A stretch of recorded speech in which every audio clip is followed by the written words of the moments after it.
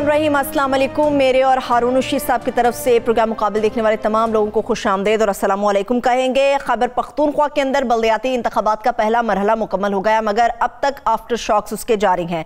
वज़ीर-ए-आज़म पाकिस्तान इमरान खान साहब ने मुल्क भर में जितनी भी तंजीमें थी उनको तहलील तो कर दिया है, मगर सवाल ये है कि नया तंजीमी ढांचा तश्कील देना भी इतना ही आसान होगा।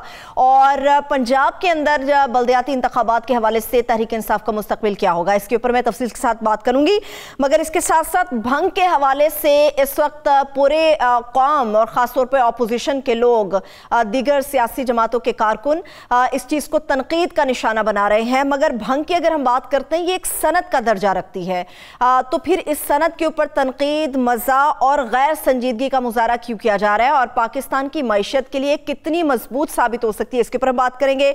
भारत हमसाया मुल्क के हवाले से बात करेंगे। S-400 मिसाइल जो कि रूसी दिफाई निज़ाम है, इसको नस्ब करना शुरू कर दिया है भारत ने। ये किन जगहों पर नस्ब किया जा रहा है और बेसिकली इसका टारगेट कहां कहां पर होगा, ये आपके साथ शेयर करेंगे। और पाकिस्तान के पास इस निज़ाम के दिफा के लिए, अपने मुल्क के दिफा के लिए कितना मजबूत सिस्टम मौजूद है और क्या क्या मौजूद है, इसकी डिटेल भी आपके साथ शेयर करेंगे।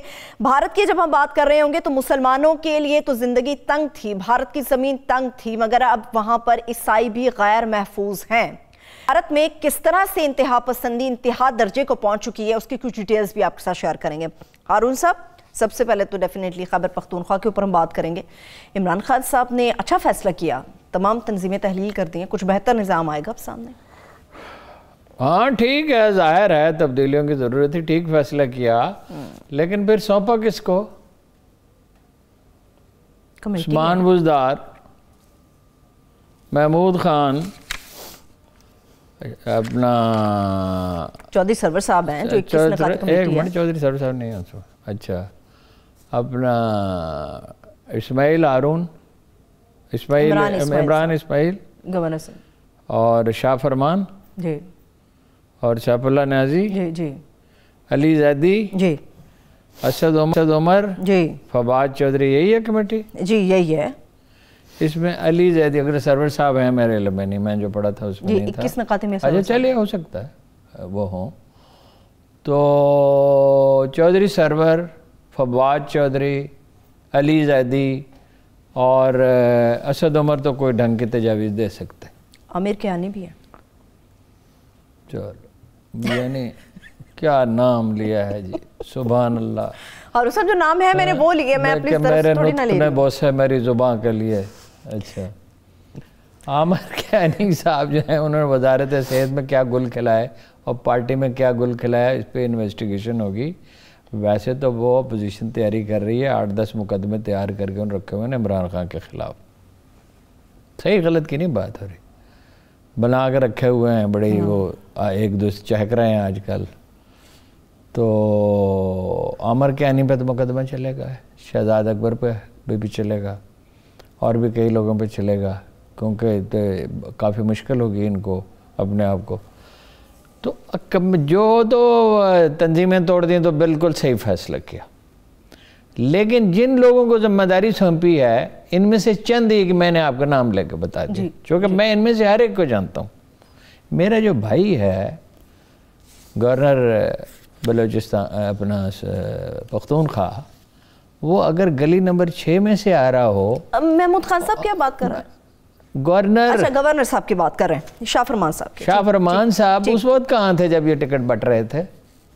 जाते ना शोर मचाने में, तो उनको कोई सानी नहीं है।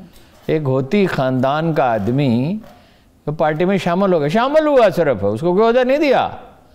इस पे इतना शाह फरमान ने शोर मचाया, इतना शोर मचाया, इतना शोर मचाया, मीटिंग मुश्किल हो गई।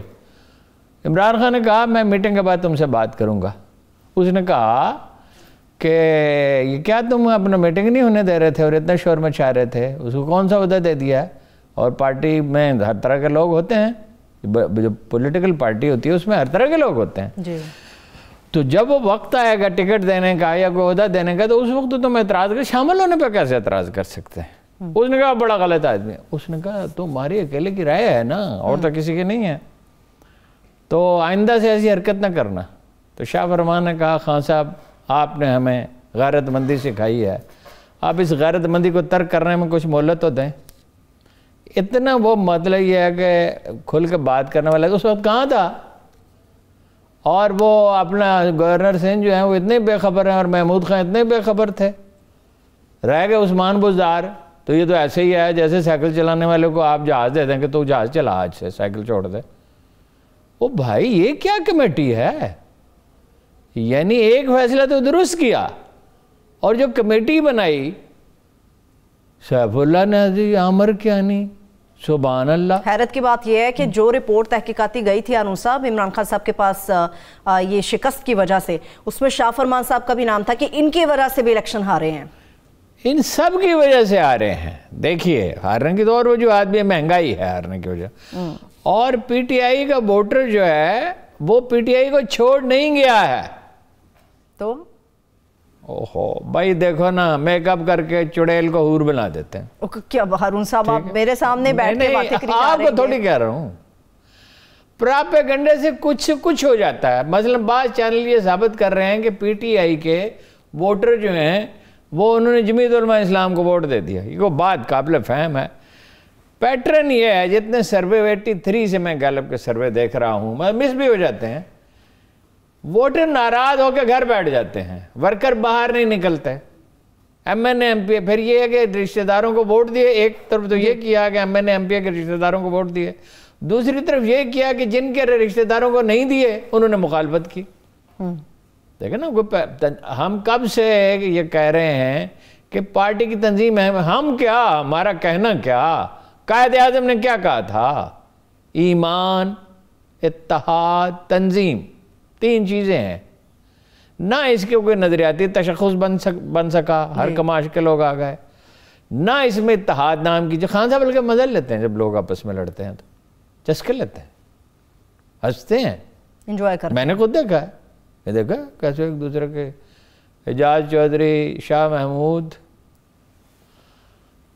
महमूद रशीद एक दूसरे पे जावेद हाशमी शाउट कर रहे थे। अच्छा। और मैं कोई दलील नहीं दे रहे थे, बस रूठे हुए थे। तो देखा इनका हाल देखा जब हम बाहर निकला था। तो भाई उनको समझाना पड़ता है, तरबियत देनी पड़ती है। लीडर का ये काम होता है। झगड़े चुका है और कुछ लोग को जिम्मेदारियाँ सौंपे है। सारे झगड़े तो खुद नहीं चुका सकता, हर जगह तो खुद मौजूद नहीं हो सकता, ठीक है। तो ये कोई इससे तब्दीली का इम्कान ज़्यादा नहीं है। अलबत्ता ये है कि वो जो ये फ़ैसला किया गया है कि जो अपनी पार्टी के लोग आज़ाद खड़े हो गए हैं, उसमें जो उसूल तय किया वो बहुत अच्छा है। वो ये है कि उनसे कहेंगे कि बैठ जाएं आप, ठीक है।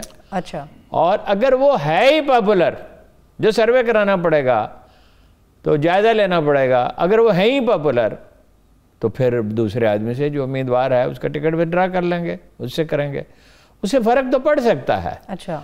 लेकिन एज ए होल ये कोई कमाल की स्ट्रेटजी नहीं है। वैसे मैं एक बात आपसे कहूँ, मैंने गौर किया बाद में, नून लीग और पीपल्स पार्टी किस चीज़ का जश्न मना रही हैं? इनके तो बहुत ही कम है, बराए नाम ही है, बराए नाम है। नून की तो 3 और जो जीती हैं जगह पीटीआई से भी जीती है जमीयत उलमा इस्लाम, लेकिन बेशतर तो एएनपी से जीती है। और वजह क्या है? उनके लोगों का मोराल क्यों इतना बुलंद है? पीटीआई के लोगों का मोराल अगर ख़राब है ये तो समझ में आता है, जेयूआई के लोगों का मोराल इतना हाई कैसे हो गया? कैसे? वो तालिबान के आने से, चूंकि ये उनके हलीफ हैं। अच्छा, वहाँ का असर यहाँ पे नजर आया? डेफिनेटली। इंदिरा गांधी हार गई थी तो यहाँ पे वो नौजवाती इत्तेहाद जो था उसको फ़ायदा पहुँचा था, एजिटेशन बढ़ गया था, उसके नतीजे में वो नफसियाती असर तो होता है। सब सिर्फ यही मामला है, कुछ और भी फैक्टर्स हैं? बहुत सारे फैक्टर्स हैं ना। पार्टी की तंजीम ठीक नहीं है, उम्मीदवारों के चुनाव का कोई सिस्टम मैकेनिज्म है ही नहीं। भाई कई दफ़ा अर्ज किया है कि 2013 में उनकी 90 सीटें थी, जितने भी सर्वे हुए थे 3 हुए थे, वो 34 कैसे रह गई थी? मतलब ज़िला शेखुपुरा में 4 उम्मीदवारों को टिकट दिया, आप फिर उनसे वापस ले लिया लॉबिंग के नतीजे में, और वो खड़े रहे जो पुराने उम्मीदवार थे, उन्होंने ज्यादा वोट लिए जिनको दिए थे ना टिकट। जी। पैसे भी लेते हैं पार्टी में, ऐसे लोग हैं, नाम भी सबको पता है। अच्छा। खान साहब को भी पता है। मतलब आप देखिए, तजादात का बोझ उठा के नहीं चल सकते। आपको पार्टी की तंजीम ठीक करनी होगी। कोई मुसीबत नहीं आ गई है। अगर गलती से आदमी सबक सीख ले तो गलती से तो अच्छी चीज़ ही कोई नहीं। अगर नुकसान हो जाए, नाकामी हो जाए, तो नाकामी मुफीद हो सकती है अगर आदमी उसे सबक सीख ले। लेकिन जो इन्होंने कहा ये नया ढांचा बनाएंगे, उस्मान बुज़दार साहब ढांचा बनाएंगे, महमूद खान नया ढांचा बनाएंगे। अभी सेकंड मरहला तो उनको सपोर्ट कर दिया अपना गवर्नर पख्तूनख्वा नया बनाएंगे, ढांचा बनाएंगे। सुबह बातें कर रहे हैं कि वो कुछ कर नहीं सकते। सिंध के गवर्नर का हाल भी आपको पता। वैसे हारून साहब बातें तो सारे वज़रा करते हैं, नए लोगों को जिम्मेदारी सौंपनी चाहिए तो जो गैर जानबदार होते। जमीयत उलमा इस्लाम फे की जीत में क्या पैसे और कैंपेन का भी कोई असर था? वो इतने पैसे उन्होंने खर्च किए जिसकी कोई हद ही नहीं, उनके वर्करों ने दिए या उन्हें किसी और ने दिए। एक तो हमें पता है वर्कर तो उनके ज़ाहिर हैं, काफ़ी हैं, एक ख़ास मकतब फ़िक्र की पार्टी है, उनके वर्कर हैं, पुरजोश हैं। और ये बहुत छोटा मकतब फ़िक्र है, उसके लोग ज़्यादा पुरजोश होते हैं। तो और मदारिस के पढ़े लिखे हैं, और मतलब ये अनपढ़ तो नहीं है, बड़ी तादाद उनके पढ़े लिखों की है, यानी उनकी दीनी तालीम है लेकिन साथ दूसरी चीज़ें भी तो पढ़ते हैं। फिर ये है कि पैसे जो कारोबारी लोगों को टिकट दिए हैं, और मौलाना की मतलब आप बाकी एतराज़ात कर सकते हैं, सियासी सूझबूझ तो है। तो खान साहब को ऐसी कमेटी बनानी चाहिए थी, तो पार्लिमानी कमेटी, मतलब कायदे-ए-आज़म पार्लिमानी कमेटी बनाते थे, इलेक्शन कराते थे पार्टी में ढंग के। फिर देखिए हार गए, ठीक है हार गए, और अपनी गलतियों की वजह से ही हारे ना, बिला वजह तो नहीं ना हारे। अब असद उमर साहब जो मर्जी तोजी करते फिर, वो तोजी नहीं करनी चाहिए, देखने गलती हुई है तो क्यों हुई है और उसकी इस्लाह किस तरह मुमकिन है। ठीक। लेकिन ये तो किया उसने कि फिर इलेक्शन करा दिए। लोग कहेंगे इलेक्शन कमीशन ने करा दिया, हाँ इलेक्शन कमीशन ने कराया उनका भी, और उसका क्रेडिट है। लेकिन 4 इलेक्शन कराए शहबाज शरीफ ने और नवाज शरीफ ने बल्दियाती, 4 में वो कैसे, यानी जितने उनकी तनासब था MNA और MPA का, उससे ज़्यादा सीटें जीत गए। कैसे जीत गए? इख्तियारात भी नहीं दिए थे जी। शहबाज शरीफ साहब ने तो धांधली की थी, डट के धांधली की थी, ठीक है। तो अभी भी जो रिकाउंटिंग हो रही है उसमें जो मनसूख शुदा वोट है वो जमीयत उलमा इस्लाम के निकले हैं एक जगह पे वहां पे। मैं आपसे हमेशा कहता हूँ सारे धांधली करते हैं, कोई कसर नहीं छोड़ता। और पीपल्स पार्टी तो ऐसी धांधली करती है दही सिंध में, सिर्फ MKM उससे ज़्यादा करती थी, पुरानी MKM। ये तो अब मिस्कीन बेचारी MKM है। फवाज, आप कह रहे हैं खास मकबा फ़िक्र से ताल्लुक़ रखने वाले ज़्यादातर वोटर्स हैं मौलाना साहब के, तो फवाज साहब ये क्यों कहते हैं कि ये इंतहा पसंदों की जमात है, इसको तो ख़त्म होना चाहिए था। अगर इनको PTI की जगह पर इक़्तिदार में लाया जा रहा है तो ये बड़ा सोचने की बात है। ये लाया क्या जा रहा है? छतरी हटा ली गई, बस लाया क्या जा रहा है? दूसरी बात यह है कि जमहूरियत यही है, लोगों ने वोट दिए ना उनको, तो किसी के कहने पे तो कोई ना ख़त्म होता है और ना कोई फ़रोग़ पाता है। ये क्या बात हुई जी? तो वो जीते ना, उन्होंने इलेक्शन जीता है ना, बिल्कुल जीता वो रह गया एतराज़, तो वो छोटे मोटे एतराज़ात होते हैं। बाकी मौलाना ने इससे कमाल नुक्ता निकाला कि पिछले इलेक्शन में धांधली हुई थी इसलिए हमारे थे। आपके मसले, आपके लोग हैं, पख्तूनख्वा में कोई कितनी धांधली कर सकता है? और आप इससे पहले कौन सा तीर मारा था आपने? 2002 के इलेक्शन की तो नीयत और थी, अफगानिस्तान पर बमबारी हो रही थी, उसमें तो जमात इस्लामी के 30-35 अरकान असेंबली जीत गए थे। सही है। चलिए, ये तो बल्दियाती इलेक्शन हो गया। और उन सब तर्जुमानों का बड़ा अहम इजलास हुआ है इमरान खान साहब की ज़ेर सदारत। तो इन नवाज शरीफ साहब की बातें फिर से गर्दिश कर रही हैं, कौन लेकर आ रहा है, कौन रास्ते निकाल रहा है मियां नवाज शरीफ के लिए? जो निकाल सकते हैं, जिनके पास ये सलाहियत है। कौन? जिनके पास ये सलाहियत है, बताया तो है। अच्छा, हाँ, यानी कहा यही जा रहा है।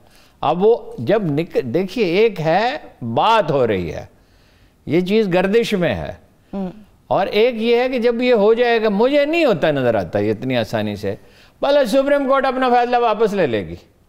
कोई SHO है बैठा हुआ वहाँ, वो सुप्रीम कोर्ट के जज हैं। कैसे मरियम का तो काबिल फ़हम है, मुमकिन है शायद हो जाए, बाद लोग कहते हैं। नवाज शरीफ का साहब को तो सज़ा हो चुकी है, सज़ा तो मरियम को भी हो चुकी है, तो ज़मानत में है। और कैसे वो उन्हें ले आएंगे? यार सादक साहब कहते हैं मैं ले आऊंगा। हाँ, वो गए में, वो इनको भेजें, ये अच्छे आलू खरीद के ले आए तो मैं मान जाऊं।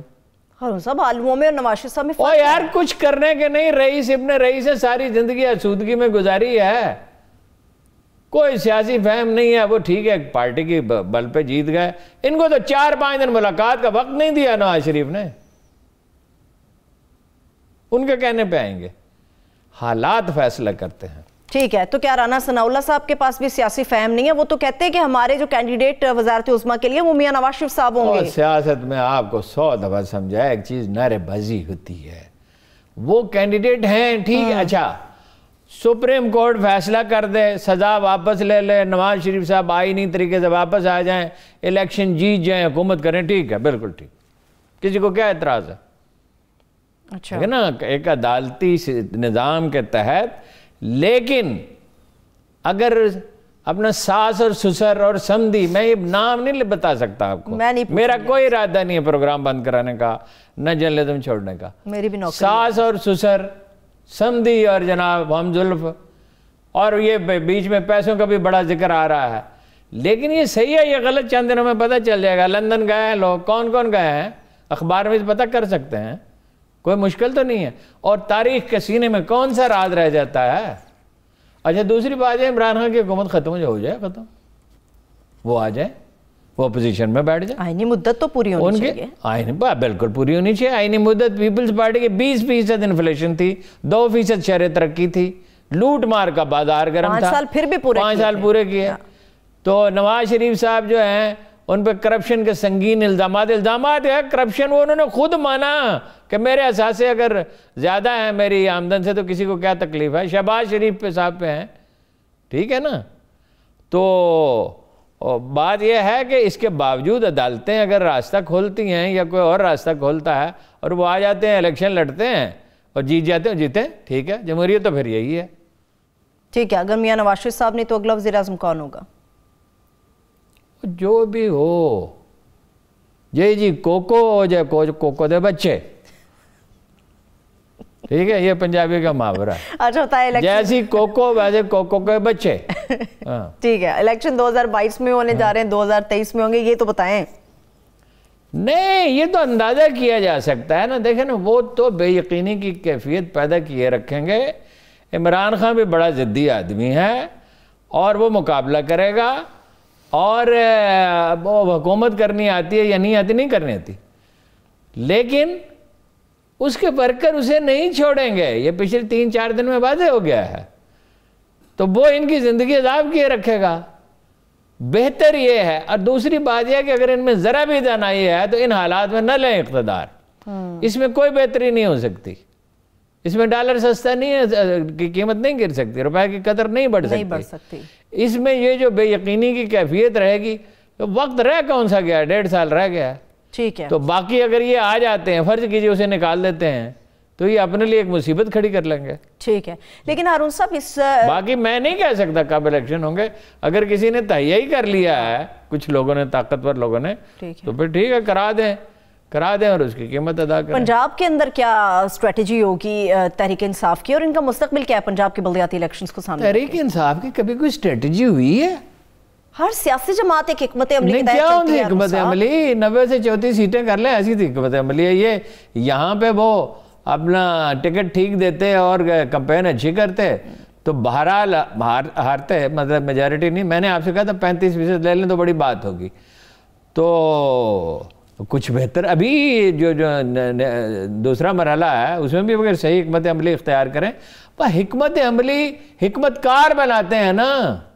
हिकमत अमली शाह फरमान तो नहीं बना सकता, महमूद खान तो नहीं बना सकता, उस्मान बुज़दार तो नहीं बना सकता, इमरान इस्माइल तो नहीं बना सकता, सैफुल्लाह नियाज़ी तो नहीं बना सकता, आमिर क्यानी तो नहीं बना सकता।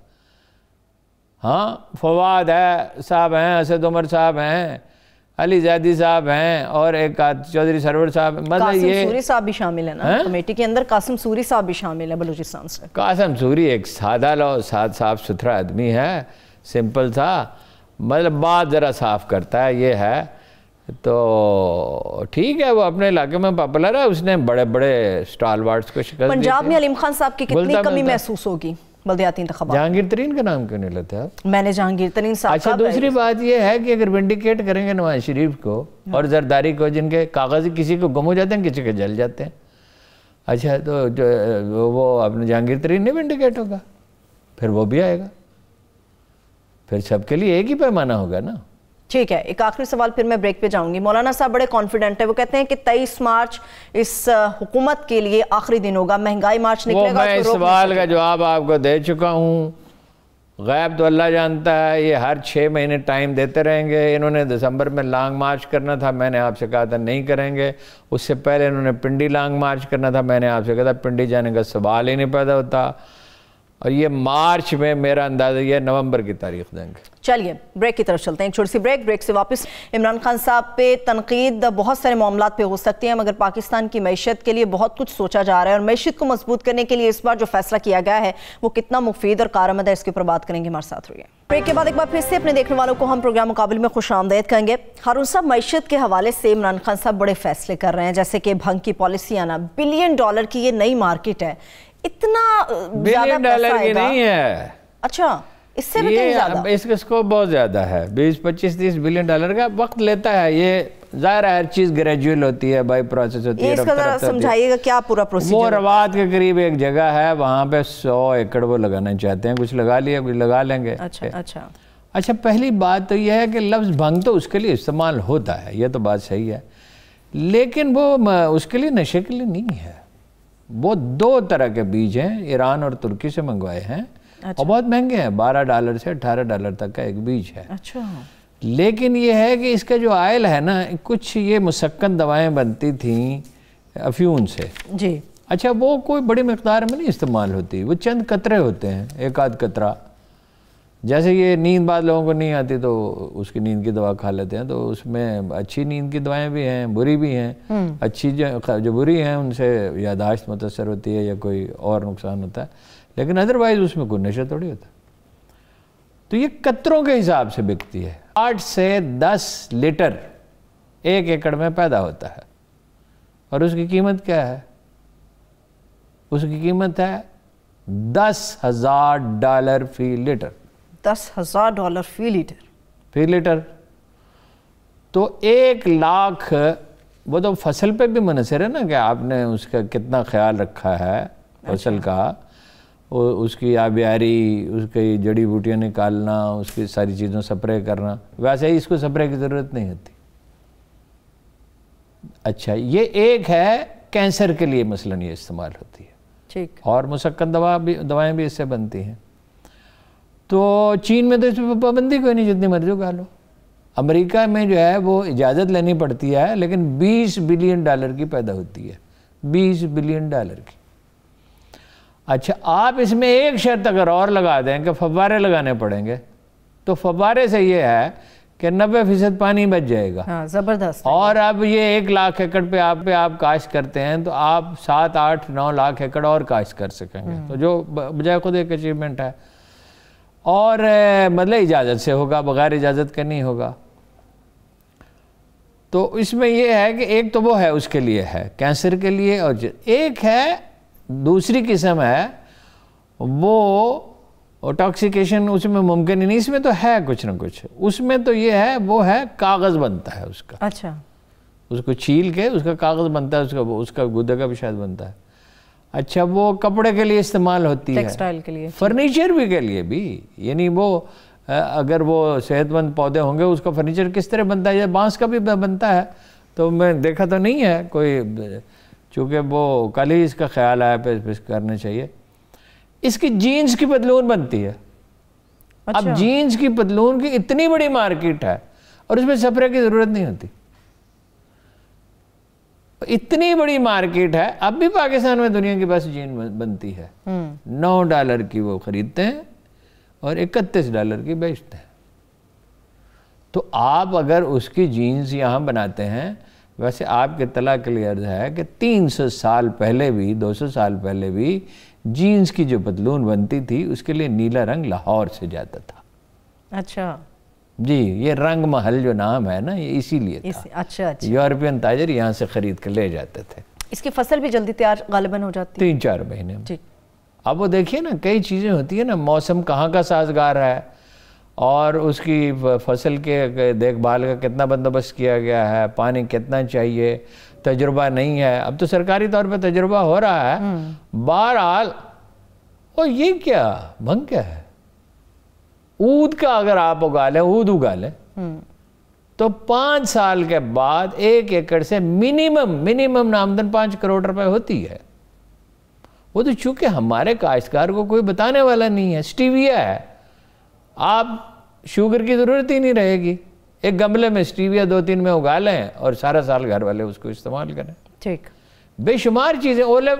लोले में कितना हमारा मजाक उड़ाया है इस बात, 2 चीज़ों पे हमारा इतना मजाक उड़ाया कि इमरान खान वज़ीर आज़म बन सकता है। वो अच्छा बुरा दूसरी बात है, उसकी परफॉर्मेंस कैसी है। और दूसरा ऑलिव, मैं अकेला कहता ऑलिव ऑयल पे इतना लोग मेरा, और थर के कोयले पे जब मैंने पहली खबर दी, ओए कैसी बातें करता जी, इतना कोयला।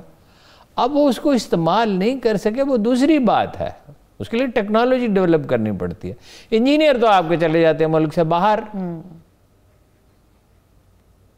अगर आप इंजीनियर्स की ट्रेनिंग करें तो ये तो सऊदी अरब और इराक और ईरान के तेल के जितने ज़खायर हैं उससे ज़्यादा कीमत का कोयला है थर में।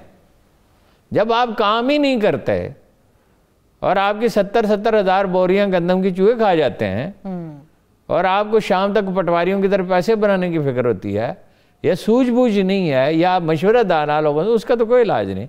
बहरहाल जिस तरह आईटी जितना स्कोप तो नहीं है, आईटी का हमारा स्कोप ये था कि अगर 90 में हम इस पे काम शुरू करते तो आज हम 30-40 बिलियन डॉलर अप टिल, यानी 20 बिलियन डॉलर भी होते तो आपका क्राइसिस ओवर हो जाता। इसी तरह इलेक्ट्रॉनिक्स के असम्बलिंग से शुरू करते और फिर खुदा आपका भला करे बनाना शुरू करते टेलीविज़न और कंप्यूटर, ये वो, ये कौन सी ऐसी चीज़ है। आप मिसाइल आपने बनाए, आपने एटम बम बनाया, आपने ऐसी बहुत सी चीज़ें बनाई जो नामुमकिन नजर आती थी। तो ये क्यों नहीं बन सकता? लेकिन हारून साहब, हद का तयन कैसे होगा, दायरा कैसे खींचा जाएगा कि भंग की काश्त के हवाले से गैर कानूनी तरीकेकार न अपनाए जाएं? ये तमाम लोग इस चीज की तरफ आ रहे हैं। तो एक सिस्टम मैकेनिज्म बनाना पड़ता है ना। बगैर इजाजत के अगर किसी ने काश्त की है तो आप उसको तल्फ कर दें, बिल्कुल एक सादा उसूल है। लेकिन जब आप चोर दरवाजे निकालते हैं और सिफारिशें, मैं क्यों इस कमेटी की, इन कमेटी वालों ने मेरा क्या बिगाड़ा है, मैं क्यों कहता हूं? इसलिए कि इनमें बहुत से लोग हैं जिनको टेपुटेशन होती है जाती फ़ायदे उठाने की। कारोबार हुकूमत चलाना उन लोगों का काम है जो ज़ाती फ़ायदा न उठाते। देखिए कुछ लोग आए, वो तजुर्बा नहीं था, पहली दफ़ा रसूल सल्लल्लाहु अलैहि वसल्लम ने भेजा ज़कात इकट्ठी करने के लिए। लोग आए, उन्होंने कहा ये ज़कात का माल है, पूरी ईमानदारी से उन्होंने जमा कराया, मगर यह कि ये तोहफे हैं। तो रसूल सल्लल्लाहु अलैहि वसल्लम खड़े हुए, फरमाया आप मुख्तसर बात करते थे, जामे बात करते थे, नाखुश थे, मतलब लेकिन ऐसी बात तो नहीं कहते थे, तौहीन तो कभी किसी की नहीं। तो ये तो नून लीग का काम है, लोग तौहीन ही करते रहना हर वक्त, और उन्होंने मरना तो है नहीं, खुदा के पास तो जाना नहीं है। तो आपने फरमाया कि लोग अपने घरों में क्यों ना बैठ रहे कि उन लोग उन्हें तोहफे मौसूल होते, यानी ये मफहूम है, अल्फाज नहीं है।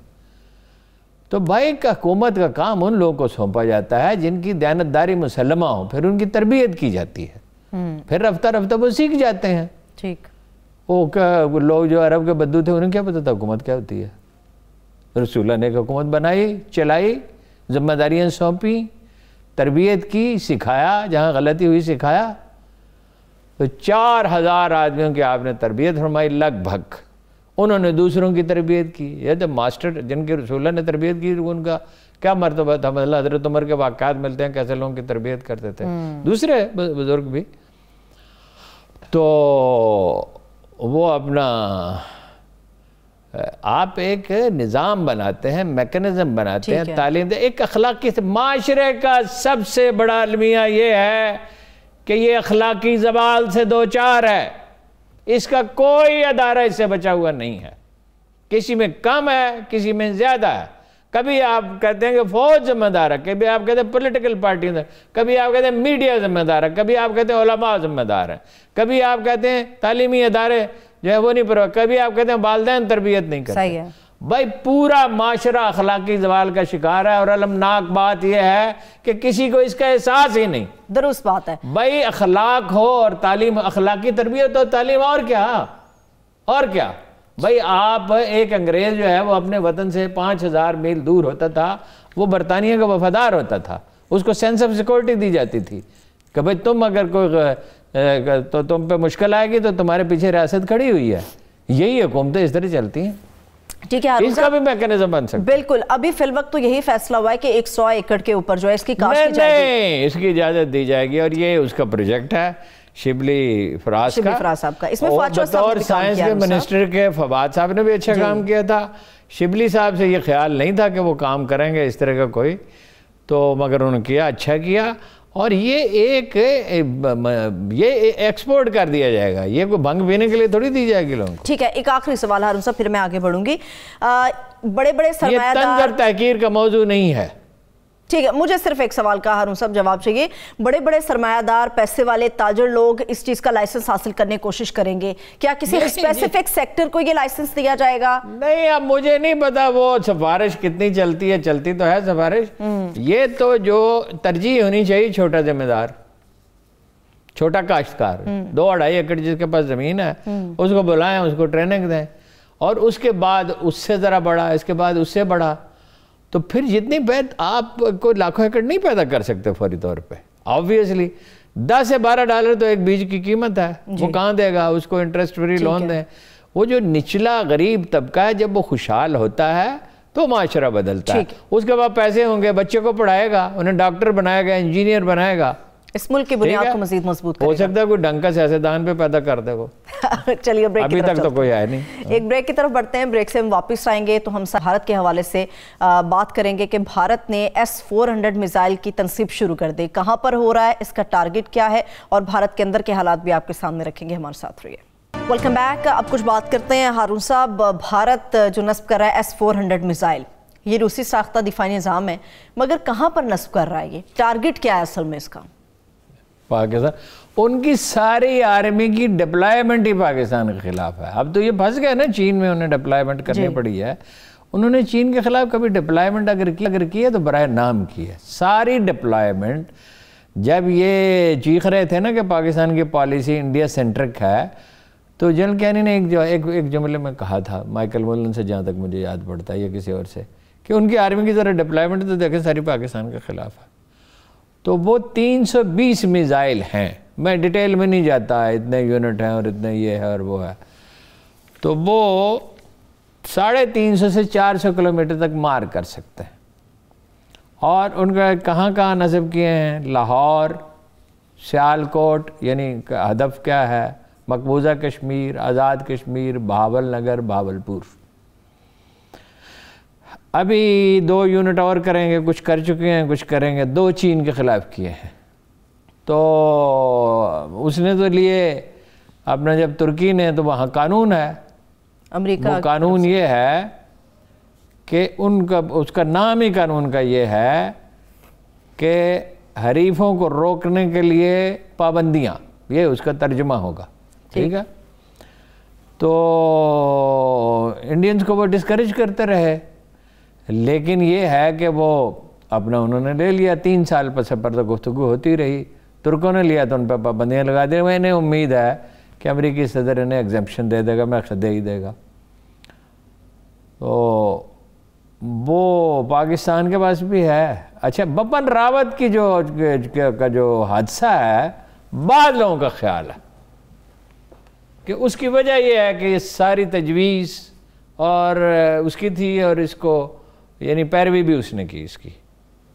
बेसिकली वो हादसा नहीं था, बल्कि बाद लोग कहते हैं। अब देखिए ना, वो तो तहकीकात से ऐसे किसी इंट्रिग थ्योरी को फ़ौरन नहीं मान लेना चाहिए, अब वो मालूम नहीं क्या वाक़या हुआ। अच्छा, लेकिन हारून साहब, S-400 के यकीनी तौर पे पाकिस्तान के दिफाई निज़ाम बहुत मजबूत है, मगर जवाब में हमारे पास क्या है? हमारे पास, उनके पास S-400 है, हमारे पास S-300 है, और हमारे पास 360 मिसाइल हैं। और अब मिसाइलों की कितनी फहरिस्त मैंने आपको बना के दी, मुझे जुबानी तो याद नहीं रहता। बिल्कुल मेरे पास है, शाहीन है, नसर है, हतफ है, गजनवी, अब्दाली, गौरी, अबाबील, रात बरका, ये पाकिस्तान के बड़े अच्छे मिसाइल हैं। अबाबील तो ऐसा मिसाइल है, इसमें 16 मिसाइल निकलते हैं एक वक्त में। और आपको खबर दूं जी, जो इस वक्त दुनिया में किसी के पास नहीं है। इत्तफाक से देखो, ये खुशकिस्मती होती है कहीं से आपको खबर मिल जाए। पाकिस्तान बहुत जल्द S-400 जैसा मिसाइल बना लेगा, खुद बना लेगा। जी, जबरदस्त हारून, साहब जबरदस्त है, ये तो बहुत बड़ी खबर आपने। मैं टाइम नहीं फ्रेम बता सकता, लेकिन मैं साइंसदानों को जानता हूँ, मैं ये जानता हूँ मेरा सोर्स ठीक है कि उस पर काम हो रहा है, और वो उन्होंने पहले भी मिरेकल किए हैं। 5 साल लगे थे इंडियंस को ठोस ईंधन बनाने में। मिसाइल में 2 तरह का ईंधन होता है, अपना वो लिक्विड और माय और दूसरा ठोस। अच्छा। उन्होंने ठोस, सिर्फ ठोस ईंधन बनाने में, मिसाइल नहीं मैं कह रहा, 5 साल लगाए। पाकिस्तानी साइंसदानों ने 2.25 साल में ठोस मिसाइल वाला ईंधन बना के लगा दिया था लॉन्चिंग पैड पे, और उसका गौरी के वाले दिन उसका तजुर्बा होना था। ये शायद उस दिन होना था जिस दिन एटम बम का हुआ था। तो वो किसी ने साजिश की, एक तो ये की कि वो उस जगह पे कोई जासूस होगा या पता नहीं कौन लो आदमी था, कि उसके नीचे कोई चीज़ लगा दी है जी, ये नहीं कोई ग्लू वगैरह ऐसा सख्त। दूसरा ये कि अमेरिकी तैयारे नमूदार हो गए फिजा में। अब वो किस लिए हुए थे ये पता नहीं चल सका किस लिए हुए थे, ठीक है। तो वो तजर्बा रोक लिया गया, वरना पाकिस्तान बहुत पहले उसका। ठीक है, आखिरी 2 मिनट हारून साहब, 3 अहम नुक्ते हैं। एक तो ये कि आबो हवा या मौसम इस S-400 पे कितना असरअंदाज होता है। दूसरा भारत होता है ये जो 350 से 400 किलोमीटर है जोग्राफियाई, जो उसकी ये ट्रेन है, जमीन की नौयत है और मौसम, दोनों असरअंदाज होते हैं। ठीक है, हमारा जो है ना ये 100 किलोमीटर तक का है, लेकिन हमारे पास दूसरे मिसाइल हैं, ये जो S-300, हमारे पास J-10 तैयारे हैं। टैंक हमने बनाया या इंडिया ने बनाया? उनको तो टैंक नहीं बन सका, बतख बनी थी लोहे की एक। और जो उन्होंने तैयारा बनाया उसको उड़ता हुआ कफन कहते थे। तैयारा हमने उनसे बेहतर बनाया है, मिसाइल भी इंशाल्लाह। भारतीय इंडियन हमले का कोई खतरा नहीं है। अगर इंडिया ने ऐसी कोई हमाकत की, मैं पहले भी कह चुका हूँ, इससे ज्यादा नहीं कह सकता। हमारे पास और भी कुछ सामान है, नुस्खा है हमारे पास, अल्हम्दुलिल्लाह। हमारा दिफा मजबूत है। जो लोग, जो मालूम है ना, लोगों को मालूमात है लोगों के पास फला फला, उसके सिवा भी कुछ है हमारे पास नुस्खा। हारून साहब, रशियन प्रेसिडेंट पुतिन ने जो आज़ादी इज़हार राय के हवाले से बात की है, चार्ली हेब्डो जो रिसाला है उस पर तनकीद किया फ्रांस की, और नबी पाक सल्लल्लाहु अलैहि वसल्लम और हमारे मजहब और मुसलमानों के जज्बात के हवाले से जो अल्फाज कहे यकीनी तौर पर काबिल तहसीन। Putin is a very very practical person. देखिए, वो उस वक्त इंडिया गया जब वो पैसे उन्होंने दे दिए और मिसाइल डिलीवर करने थे। वो कहता है मैं तस्वीरें खिंचवाने के लिए नहीं जाता। वो एक प्रैक्टिकल आदमी है और बहुत गुर्बत से उठा है।